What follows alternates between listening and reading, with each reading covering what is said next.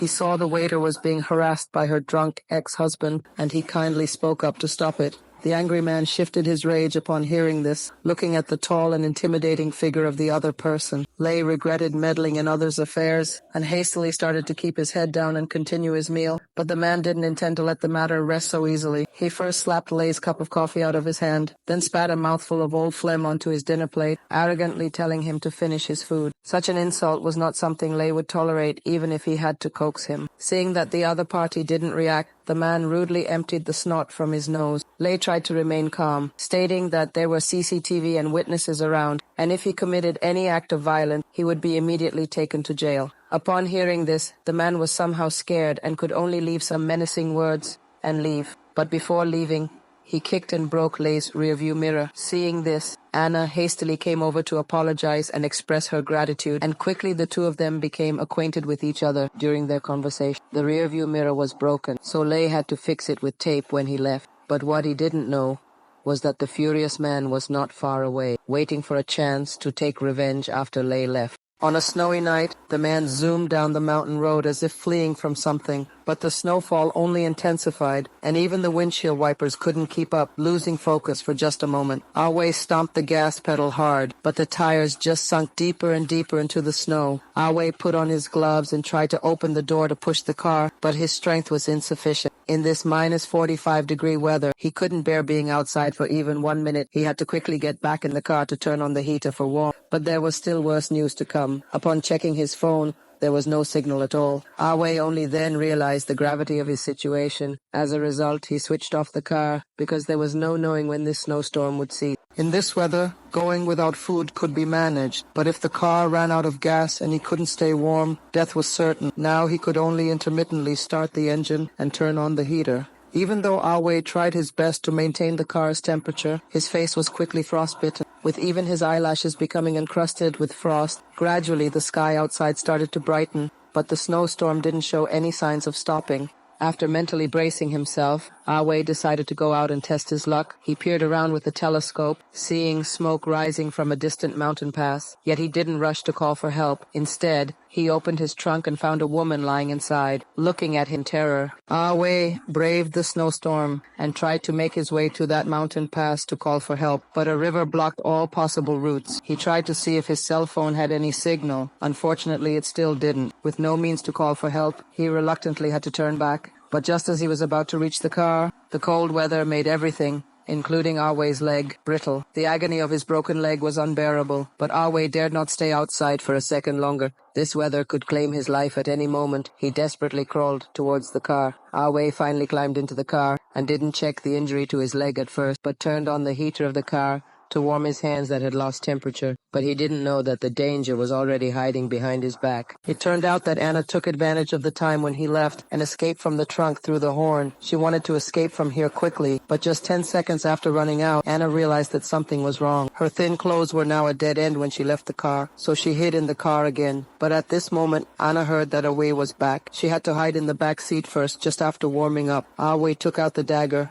slowly cut open his pants. The wound on his leg was already shocking. The bone was pierced out. He put the dagger in his mouth and bit it tightly. Suddenly, Awe realized that something was wrong. Obviously remembering that he had not opened the armrest box, he immediately noticed a chill in his back, and then slowly moved the rearview mirror to check, and then slowly stretched out his hand to the dagger next to him. At this moment, Anna suddenly covered his mouth from behind, and soon Awe fainted. He picked up the dagger and wanted to kill her, but after a painful struggle in his heart, Anna still couldn't do it. It turned out that he and Awe had only met once in the restaurant, but when he got off work, he was kidnapped. But now they are trapped in the car at the same time. What should he do? Awe woke up. He found that his hands had been firmly tied, and then Anna immediately took out a knife to warn Awe not to mess around. Seeing that there was no threat, he relaxed. He wanted to determine the location and call for help, but Awe said that he didn't know, but Anna can be sure that the drugs in the car plus kidnapping Awe, he must have premeditated to kidnap himself, but why? After the questioning, Anna didn't get any answers. Awe continuously mocked her like a pervert, but Anna didn't care. She planned to leave as soon as the blizzard lessened. Awe lost track of time and warned Anna that they must put out the fire or they would both die. Although Anna was reluctant to obey his command, the circumstances demanded it. The heavy snow had already covered half of the car and showed no signs of stopping. Out of boredom, Anna checked Awe's wallet and his words deeply angered her. She was shocked to find out that he knew her daughter's name, implying that he'd known her for a long time. Fortunately, Anna stayed rational while Awe started to look relaxed. However, how could she sleep in the same car with a vicious wolf? But she quickly devised a plan, repeated her trick, and knocked Awe unconscious. As Awe woke up, Anna also woke up immediately. It was clear that she was very careful to guard against him. But when he went out of the car to use the bathroom, he fell into a trap. Awe desperately tried to press the left car key.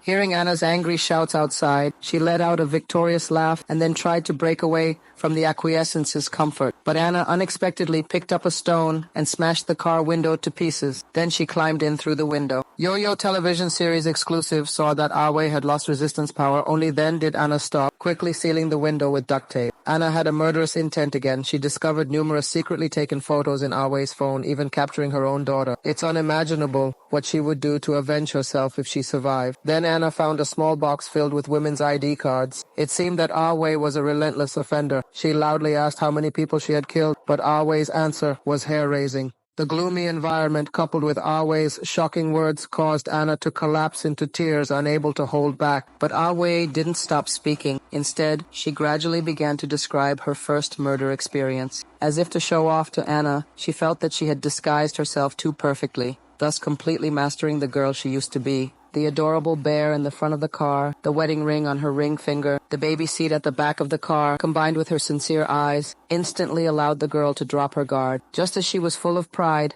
Anna brought up Awe's mother, causing Awe to become utterly enraged. She glared at Anna through the rear-view mirror, but at this point she didn't care, and directly sealed Awe's mouth with duct tape. The sky gradually became darker, and the snow flurrying about seemed to bury the entire world. Suddenly there seemed to be something outside the car that startled Anna, prompting her to quickly sit up. Could Awe's bloodstains have attracted the mountain animals? They were too tense to speak, but whatever was outside didn't seem to intend to leave. It even started attacking the car glass. In a panic, Anna started the car and hurriedly honked the horn. Just when the glass was about to shatter, it finally became quiet outside. Both of them let out a sigh of relief, although the shattered front and back glass made them increasingly cold. The wounds on their faces were getting worse. The car lost all its power, and soon Awe, with his injured leg, began trembling uncontrollably. Anna made a bold decision and crawled into Awe's arms. This way they could conserve their body heat a bit slower, or else both might die. However, without food for a long period, they were already exhausted. They dared not fall asleep, as if they fell asleep, they might never wake up again. To stay awake, Awe talked about why he hated women. Turns out, after his father left, his alcoholic mother became even more violent. One night he wet the bed accidentally and was severely beaten by his mother.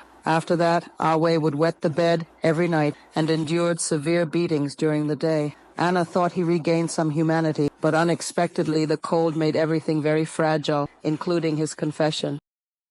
Awe showed his true color once again. Anna didn't have much energy left to resist, but Awe said he would find his daughter first when they get out. Anna struggled desperately, and just then, the creature outside the car started pounding the windshield violently. Awe turned to see in disbelief. Anna seized the opportunity to lower the back seat and tried to climb down, but was blocked by the body of a woman. Awe, battered as he was, pulled her back. At the critical moment, he started taking off his down jacket. Awe was also being held tightly from outside. Awe's body was beaten so badly, the wind and snow in the sky instantly drowned out the traces of Awe's existence. Anna quickly pulled up the back seat and hid in the trunk, although it was cold, but fortunately, she still had a mobile phone. Looking at the photo of her daughter inside, she desperately admonished herself not to fall asleep. Do not cover or use it without permission.